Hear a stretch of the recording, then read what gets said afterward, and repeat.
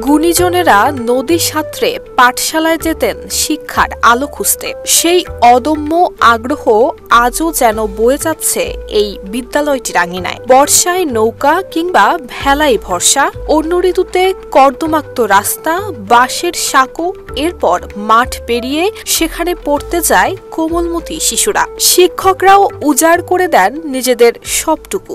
স্কুলে যেতে আমাদের দুর্ভোগ হয়, কারণ আমরা রাস্তা দিয়ে বৃষ্টি হলে সাধারণত এইসব রাস্তা দিয়ে যেতে পারি না। আপনার রাস্তার পরিস্থিতি এতই খারাপ যে রাস্তা দিয়ে আমরা রেগুলার স্কুলে যাই, এগুলো আমরা যেতে খুবই কষ্ট হয়। আমাদের স্কুল ড্রেসগুলো ময়লা হয়ে যায়। 1968 সালে দানকৃত জমিতে ছনের ঘরে শুরু হয়েছিল যাত্রা।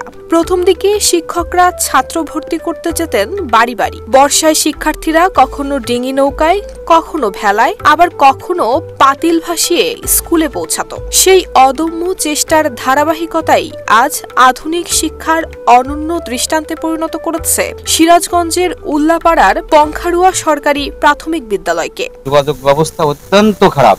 যদি যোগাযোগ ব্যবস্থাটা ভালো হয়, রাস্তাঘাট যদি ভালো হয়, তাহলে শিক্ষার্থীরা আরো পড়াশোনায় মনোযোগী হবে, শিক্ষার্থীরা আরো স্কুলগামী আরো ভালো হবে। এদের কাছে কখনো মনে হচ্ছে না যে আমরা কিছু শিখতেছি, বরং যে খেলার ছলে, দেখার ছলে, আনন্দের সাথে তারা শিখতে পারতেছে। Admission open at Uttara University. বিদ্যালয়টিতে শিক্ষক সংখ্যা 4 জন হলেও শিক্ষার মান আশ্চর্যজনকভাবে ভালো। প্রধান শিক্ষক এরই মধ্যে নির্বাচিত হয়েছেন শ্রেষ্ঠ শিক্ষক হিসেবে। মাল্টিমিডিয়া থেকে আমরা অনেক কিছু শিখতে পারছি, যেমন চিত্র, কবিতা, গল্প, অনেক কিছু দেখা এবং লেখার মাধ্যমে স্যাররা আমাদের অনেক কিছু শেখাচ্ছে এবং পড়ার প্রতি আমাদের আগ্রহ জাগছে। এখানে মাল্টিমিডিয়া ক্লাস, আইসিটি শিক্ষা, 100টা স্টোর, শরীরচর্চা, খেলাধুলা, স্কাউটিং সহ রয়েছে নানান আয়োজন। শিক্ষার্থীরা জানায় মাল্টিমিডিয়ার মাধ্যমে আরো আকর্ষণীয় হয়ে উঠেছে পড়াশোনা। তবে শিক্ষক সংকট এবং দুর্বল যোগাযোগ ব্যবস্থাই যেন বড় চ্যালেঞ্জ। বর্ষায় কাদায় ডুবে স্কুলে আসতে গিয়ে নষ্ট হয় পোশাক, ক্লাসেও ঘটে মনোযোগের ব্যাঘাত।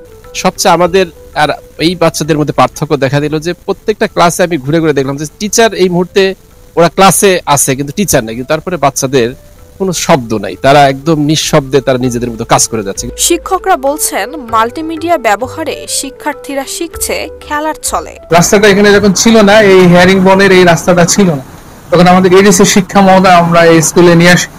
তখন যে ডিসি স্যারের একটা প্রকল্প থেকে তখন এই রাস্তাটা আমাদের করে দেয়।